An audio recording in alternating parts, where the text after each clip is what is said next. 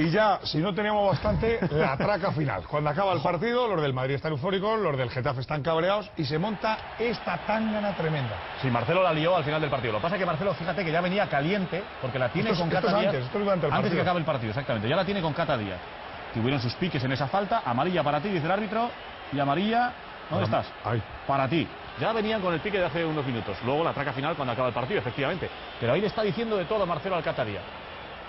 El árbitro intenta poner paz, estaba calentito el brasileño. No sé qué le pasaba ayer a todos los jugadores del Madrid. Mira, el Cata le dice de todo. Usted no se calla, claro. Está insultando, ¿eh? Luego te veo fuera, luego te doy. Claro, pienso también que son brasileños y argentinos que yo sepa el tango y la no se samba lleva no. muy bien. Mira, cuando va a tirar el penalti, lo que le hace Marcelo. A Uche, ¿no? Sí, que no le puedes pegar esa patada a Uche por detrás. Vaya puntapié que mete Marcelo ahí sin que le vea a nadie. Lo vimos nosotros, pero bueno. En fin, eso pasaba también cuando terminaba el partido. Ahí estaba Marcelo celebrándolo, exhausto, con la lengua fuera, una lengua que luego sacó a pasear, ¿no? Sí, porque mira lo que ocurre, mira, ahí está, mira, le saca la lengua a Marcelo a Cata.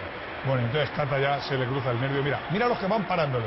Le quiere parar Juntelar, primero le quiere parar Guti, segundo, Javi García pasa por ahí. Ahí está Higuaín, tercero, Sergio Ramos cuarto. Llegan los compañeros del Cata para llevárselo. Marcelo a todo esto rondando por detrás. Sí, no quería verlo. Algunos dicen que llevándose las manos a sus partes. Y cuando digo sus partes no son los brazos ni las piernas, es otro tipo de partes. Ahí parece, yo no lo he visto, pero en una foto de un periódico parece que sale y ahí ya Cata se vuelve loco y dice, mira, es que como te coja, mira, Contra se pone por delante, Raúl va a buscarle, porque y mira a Marcelo allí al fondo, como el que va a poner banderillas. Ay amigo, mira. Bueno, menos mal que no llegó Cata por Marcelo, menos mal que les pararon entre unos y otros. Si llega Cata